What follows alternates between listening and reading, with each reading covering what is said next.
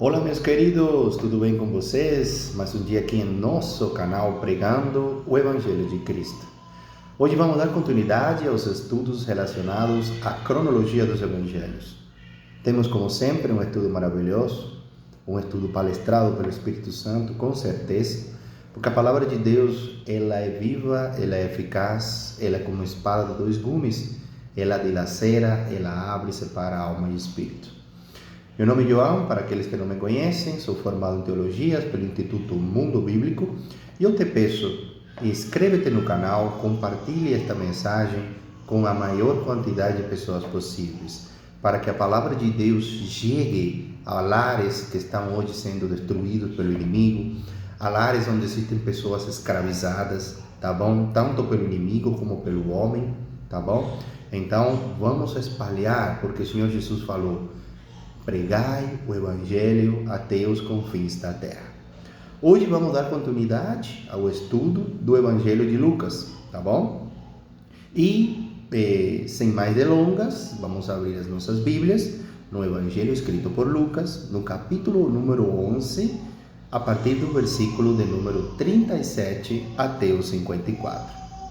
O título desta pregação é Jesus condena a hipocrisia. Vamos lá, meu amigo, que o Senhor Jesus veio com uma maceta na mão, acabando com aqueles hipócritas que estavam escravizando o povo. E a palavra de Deus diz assim: tendo terminado de falar, um fariseu convidou Jesus para comer com ele. Então Jesus foi e reclinou-se à mesa, mas o fariseu, notando que Jesus não se lavara cerimonialmente antes da refeição, ficou surpreso. Então o Senhor lhe disse: vocês, fariseus, limpam o exterior do corpo e do prato, mas interiormente estão cheios de ganância e de maldade.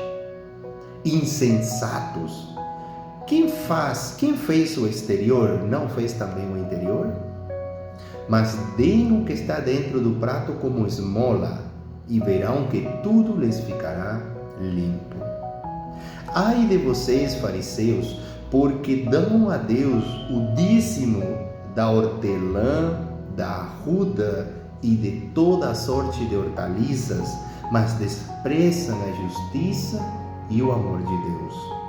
Vocês deviam praticar estas coisas, sem deixar de fazer aquelas. Ai de vocês, fariseus, porque amam os lugares de honra nas sinagogas e as saudações em público. Ai de vocês, porque são como túmulos que não se veem, por sobre os quais os homens andam sem o saber.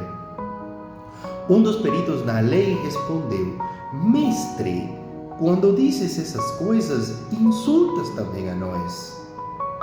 Quanto a vocês, peritos na lei, disse Jesus, ai de vocês também, porque sobrecarregam os homens com fardos que dificilmente eles podem carregar, e vocês mesmos não levantam nenhum dedo para ajudá-los. Ai de vocês, porque edificam os túmulos dos profetas, sendo que foram os seus próprios antepassados que os mataram. Assim vocês dão testemunho de que aprovam o que os seus antepassados fizeram. Eles mataram os profetas e vocês lhes edificaram os túmulos. Por isso Deus disse em sua sabedoria: eu lhes mandarei profetas e apóstolos, dos quais eles matarão alguns e a outros perseguirão. Pelo que esta geração será considerada responsável pelo sangue de todos os profetas, derramado desde o princípio do mundo, desde o sangue de Abel até o sangue de Zacarias, que foi morto entre o altar e o santuário. Sim, eu lhes digo, esta geração será considerada responsável por tudo isso. Ai de vocês, peritos na lei, porque se apoderaram da chave do conhecimento. Vocês mesmos não entraram e impediram os que estavam prestes a entrar. Quando Jesus saiu dali, os fariseus e os mestres da lei começaram a opor-se fortemente a ele e a interrogá-lo com muitas perguntas, esperando apanhá-lo em algo que dissesse.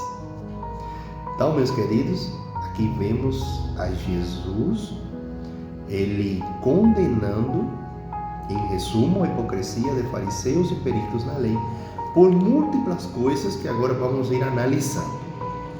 Tá bom?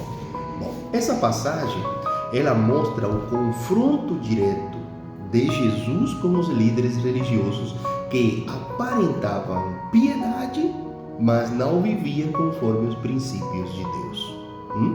É um chamado à sinceridade espiritual e à prática da justiça com amor. A expressão fariseu significa em hebraico os separados e era usada para identificar uma seita político-religiosa que lutava pela segregação da cultura judaica. Eles aguardavam a vinda de um Messias político que obrigasse o povo a seguir todas as leis e as ordenanças da tradição rabínica e legalista criada por eles para explicar o Antigo Testamento. Jesus se senta para comer sem lavar as mãos, o que surpreende o fariseu. Ele então denuncia a religiosidade superficial dos fariseus, que se preocupam com rituais externos, mas negligenciam a justiça e o amor de Deus. O ato cerimonial de se lavar várias vezes antes das refeições não era ordenado na lei, mas fora acrescentado pelos fariseus. A mais perigosa insensatez é pensar que Deus se preocupa mais com as cerimônias exteriores do que com o sentimento sincero da alma humana. Olha o que está escrito no livro de Isaías, do profeta Isaías, no capítulo 1, nos versículos entre 10 e 17. Para que me oferecem tantos sacrifícios? Pergunta o Senhor. Para mim, chega de holocaustos de carneiros e da gordura de novilhos gordos. Não tenho nenhum prazer no sangue de novilhos, de cordeiros e de bodes. Quando lhes pediu que viessem à minha presença, quem lhes pediu que pusessem os pés em meus átrios? Parem de trazer ofertas inúteis. O incenso de vocês é repugnante para mim. Luas novas, sábados, reuniões. Não consigo suportar suas assembleias cheias de iniquidade, suas festas da lua nova e suas festas fixas. Eu as odeio. Tornaram-se um fardo para mim. Não as suporto mais. Quando vocês entenderem as mãos em oração, esconderei de você os meus olhos. Mesmo que multipliquem as suas orações, não as escutarei. As suas mãos estão cheias de sangue. Lavem-se, limpem-se, removam suas más obras para longe da minha vista. Parem de fazer o mal, aprendam a fazer o bem. Busquem a justiça, acabem com a opressão. Lutem pelos direitos do órfão, defenda a causa da viúva. Então aqui vemos nesta passagem o Senhor condenando a exterioridade dessas pessoas. Eles não se perdiam numa festa, eles não se perdiam num sábado, eles não deixavam de fazer suas coisinhas, seus holocaustos, suas ofertas, mas deixavam as coisas que Deus quer que todos nós façamos de lado. Lutar contra a opressão, fazer justiça, arrependimento, lutar pelos direitos dos mais necessitados, neste caso órfãos e viúvas. Então Deus condena a superficialidade. Ele não quer falsidade, ele não quer hipocrisia em seu exército. Tá bom, meus queridos? Então Jesus os acusa, aos fariseus, de darem o dízimo até do que é mínimo. Fala, vocês dão o dízimo da arruda, vocês dão o dízimo das plantinhas, das coisinhas, mas deixavam de lado o essencial, tá bom? Os fariseus estavam dando muito mais atenção a formas rígidas de comportamento do que a uma vida moral, limpa e generosa para com Deus e os nossos semelhantes. Os fariseus tinham a mente dividida, porém achavam que andavam na luz. O exterior era limpo, contudo havia depravação e abominação no coração deles. Olha o que está escrito no Evangelho de Marcos, capítulo 7, nos versículos de 20 a 23. E continuou, no caso Jesus, o que sai do homem é o que o torna impuro, pois do interior do coração dos homens vêm os maus pensamentos, as imoralidades sexuais, os roubos, os homicídios, os adultérios, as cobiças, as maldades, o engano, a devassidão, a inveja, a calúnia, a arrogância, a insensatez. Todos esses males vêm de dentro e tornam o homem impuro. Tá bom? Não é o que a gente come, que eles falavam, é o que sai daqui, ó, do nosso coração. Todos esses males saem de dentro, e isso que o torna verdadeiramente impuro uma pessoa. Tá bom? O amor sincero ao próximo, que se reflete em atitudes práticas e concretas de respeito, solidariedade e cooperação, é um dos mais significativos atos de purificação espiritual e adoração a Deus. Os líderes religiosos e políticos devem ter muito cuidado com a demagogia, pois é comum falarem do que não fazem. Exortam o povo às atitudes humanitárias e projetos sociais, contudo eles próprios não se desprendem de seus bens materiais, amor ao poder e egoísmo, vaidades. Eles gostavam dos lugares de honra e das saudações nas praças. Eles gostavam de ser exaltados, mas eram como túmulos, eram como túmulos que por fora pareciam limpos e por dentro estavam cheios de impurezas. Os judeus costumavam pintar seus túmulos com cal para que ninguém por acidente tropeçasse ou tocasse neles e dessa forma ficasse contaminado ou imundo cerimonialmente por 7 dias.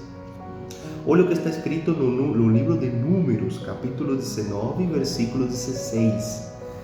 Quem estiver no campo e tocar em alguém que tenha sido morto à espada, ou em que tenha sofrido morte natural, ou num osso humano, ou num túmulo, ficará impuro durante 7 dias.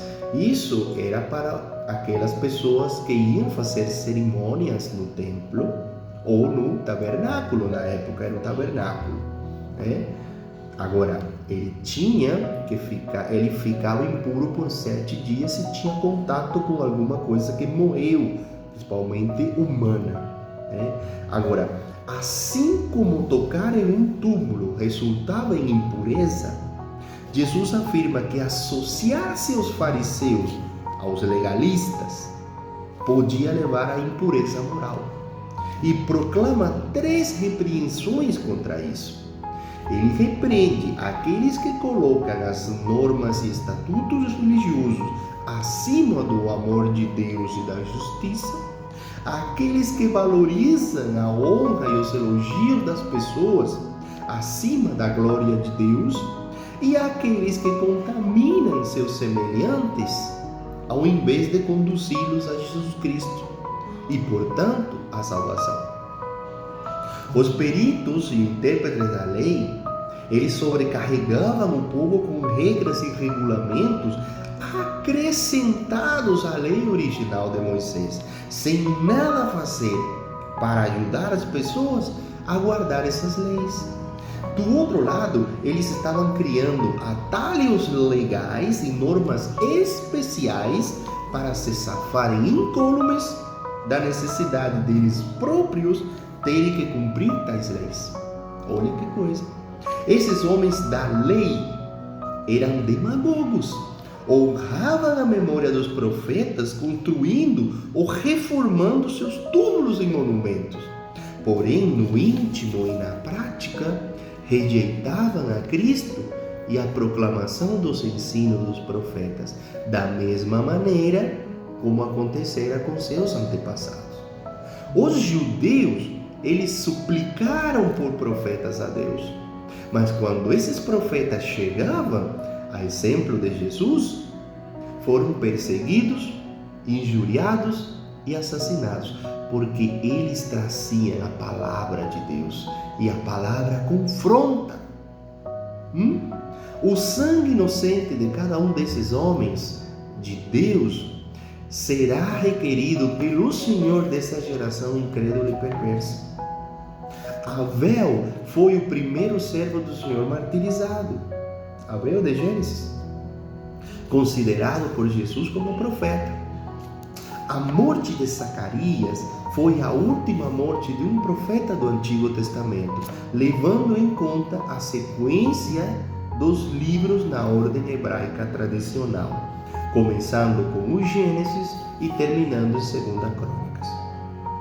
Olha o que está escrito em 2 Crônicas, capítulo 24, entre os versículos 21 e 22. Mas alguns conspiraram contra ele e, por ordem do rei, apedrejaram-no até a morte no pátio do templo do Senhor.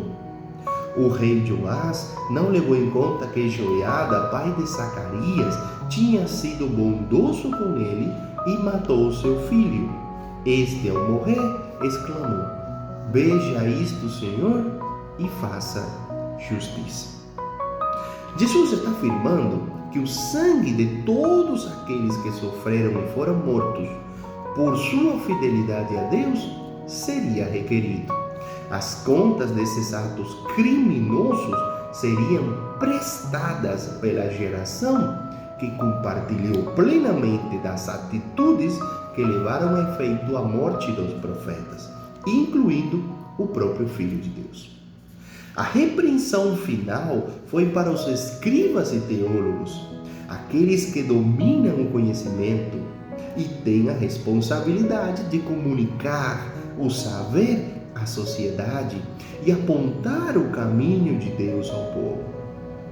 Tomaram posse da chave da ciência que destrava o significado mais profundo das Escrituras. Mas ao invés de tornar simples e prático o viver com Deus, angustiavam o povo com a imposição de ordenanças e mitos teológicos.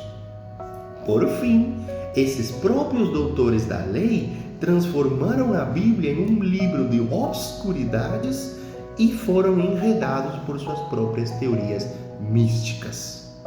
Não conseguiram perceber a graça, a amplitude e o poder da palavra de Jesus, nem mesmo deixavam prosseguir no caminho aqueles que se aproximavam da verdade e do reino de Deus. Com certeza, os 6 ais do nosso Senhor contra os fariseus e os intérpretes da lei, ou estudiosos da lei, eram de angústia, não de raiva. Esses religiosos especializaram-se em insignificâncias e ignoravam o que era realmente importante. Eles amavam ser reconhecidos e honrados pelos homens, mas esqueceram a honra que vem apenas de Deus. Eles glorificavam o passado, contudo não ajudavam aos necessitados à sua volta. Em vez disso, tornavam um jugo mais pesado para as pessoas comuns. Jesus via esse tipo de hipocrisia como assassinato da verdadeira justiça. Os fariseus e escribas ficaram furiosos, começaram a pressionar Jesus com perguntas traiçoeiras e a espioná-lo, procurando motivo para acusá-lo. Eles, ao rejeitarem Jesus, jogaram fora a chave que abria a mensagem das Escrituras. Eles mesmos não só não entravam na vida, como também impediam a entrada dos outros. É muito ruim rejeitar a verdade e ficar perdido para sempre. No entanto, você, quando influencia outros a fazer a mesma coisa, é culpado pelo sangue deles. Tá bom, meus queridos? Então aqui vemos um estudo no qual Jesus ele condena a hipocrisia tanto de fariseus como estudiosos da lei. Primeiro condena o exterior deles. Eles gostavam de ser honrados, de que saudassem ele nas praças. Eles gostavam de fazer cerimônias, tem que lavar as mãos várias vezes, e falavam que isso estava na palavra. Então enganavam as pessoas. Eles colocavam leis rígidas nos dias de sábado, nas festas, tinha que fazer festas obrigatoriamente, um monte de coisas que a palavra de Deus não falava isso. Então, os escribas da lei que faziam leis, acrescentavam a lei original de Moisés, acrescentavam certas coisas que só eram um jugo para as pessoas. Então, é como que em vez de fazer a convivência com o Senhor mais leve, mais simples, o que Deus queria, o próprio Deus condenou esse monte de sacrifícios e de coisas superficiais. Ele abominava isso. Ele queria mais que as pessoas fossem de bem, que cuidassem da justiça, que lutassem contra a opressão, que cuidassem dos interesses dos mais necessitados, representados principalmente pelos órfãos e pelas viúvas. Mas eles, em vez de fazer a convivência com Deus mais tranquila, mais calma, mais fácil, eles colocavam mais difícil a situação. Então, esse ambiente de religiosidade afastava muita gente do caminho do Senhor. E o que Jesus falou, vocês nem entram nem deixam os outros entrar. Muitos aí na época queriam seguir a Jesus e eles os perseguiram e os condenaram. Quantas pessoas eles não afastaram da presença de Deus? E aí vem a colocação deste estudo nos dias de hoje. Líderes religiosos hoje estão fazendo as mesmas coisas que os fariseus. Quantas denominações aí criticam mulheres, criticam homens pela forma de se vestir, pelo alimento que comem, pelo jeito que eles vão. Se é certo que a gente tem que ter equilíbrio, e quando a gente está na presença de Deus, a gente tem que estar o mais equilibrado possível. Mas não é você quem decide isso, não é o homem quem decide isso. Quem decide isso é o Espírito Santo quando trabalha no coração do convertido. Você pode orientar, você pode, sem impor nada, você pode orientar as pessoas a ter uma vida mais correta, mas não é você quem decide isso. É o Espírito Santo de Deus que trabalha, que faz, te convence do pecado. Quem convence do pecado, a palavra de Deus fala, é o Espírito Santo. Tá bom? Então, se você está em uma dessas denominações que te obrigam a fazer coisas, foge disso, que isso não é de Deus. Não é do Senhor. Tá bom? A palavra aqui está falando. Então, hoje você, com sua atitude, às vezes você quer impor e você não faz. Então, evita ser demagogo. Primeiro dê seu exemplo. Faça, pratique o que está escrito na palavra. Não só pregue, pratique, para que as pessoas vejam você como uma candeia que ilumina. Tá bom, meus queridos? Então, aqui Jesus está falando hoje com todos nós para observar as nossas atitudes, para observar o nosso proceder hoje com as pessoas. E não cair como caíram os escribas e os fariseus da época. Não seja um fariseu hoje. Não seja um escriba ou estudioso da lei que conhece da palavra e não explica para as pessoas. Ao contrário, às vezes coloca um jugo em cima delas. Se você afasta as pessoas do caminho de Deus com sua atitude, com uma falsa pregação do Evangelho, você vai ser responsável sim do sangue deles. Tá bom? Então, meus queridos, muito contente por estar aqui trazendo a palavra de Deus. E antes de terminar, eu queria fazer uma oração para a tua vida.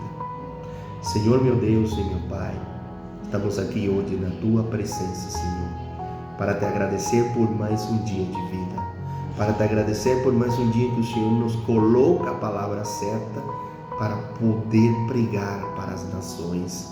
Pai, obrigado pelo teu Espírito Santo que nos convence do pecado, que nos cuida, nos protege, nos dá livramento, afasta as trevas da nossa vida. Senhor, entra na vida desse irmão e dessa irmã, ensina eles a ser um pregador, a ser uma candeia, ensina eles a ser um transmissor do Evangelho para todas as nações. Pai, tira todo espírito de religiosidade, tira todo espírito de condenação, que em vez de exteriorizar mais, em vez de fazer coisas que só são visíveis aos homens, façam coisas que tragam as pessoas a Jesus, que cuidem da justiça, que lutem contra a opressão, que tragam ou levem mais pessoas a Jesus. Em nome de Jesus, oramos e agradecemos. Amém. Glória a Deus. Então, meus queridos, espero que gostaram deste estudo. Até o próximo. Que a paz do Senhor esteja com vocês e a sua família.